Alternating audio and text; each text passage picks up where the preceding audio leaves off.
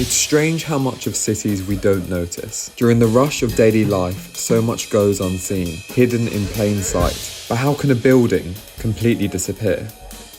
This is a plant room, the essential but overlooked infrastructure of cities. Pipes, vents, and electrical units that keep buildings running. They're everywhere, blending into the urban landscape so well that we stop seeing them altogether. But this vent is fake. It's actually a viewing platform designed as part of the Antepavilion art competition by PUP Architects. And it was built without planning permission and without the council's knowledge. For as long as cities have existed, authorities have controlled what you can and cannot build. Before the 1600s, the church and monarchy decided who can build and where. And by the Industrial Revolution, laws around sanitation and safety had become stricter.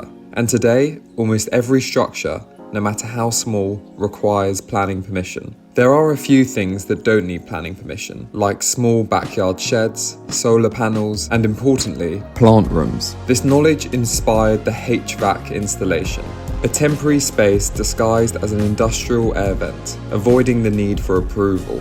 It's covered in Tetra Pak shingles, making it fully reversible, and therefore technically not a permanent structure. You're allowed to build plant and all sorts of equipment on rooftops of industrial buildings throughout the city, but at the same time, it's extremely restricted to use them in other ways. In theory, if this warehouse wanted to add a roof terrace, we'd have to spend time and money designing it, then pay for a planning application, wait months for its approval, only to potentially be rejected for a multitude of reasons. But an ugly air vent? No problem. This clever subversion of planning law provoked a major response from Hackney Council. In 2021, the Antepavilion site was raided by the police, and the council ordered the removal of not just HVAC, but other public art installations too.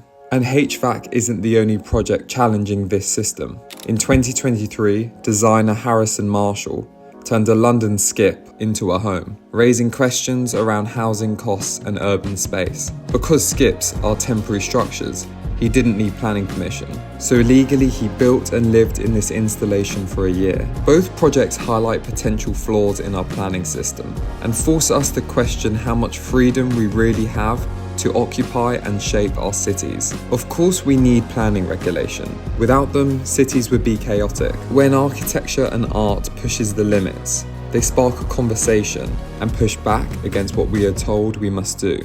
Because in a city as tightly controlled as London, hiding a building should be impossible. But apparently, it's not. And at the moment, the planning system reacts to proposals that are put forward for development. But what if we could turn this around? What if instead of reacting, the planning system could promote the use of space? The planning system could identify space and say, here it is, go, use it.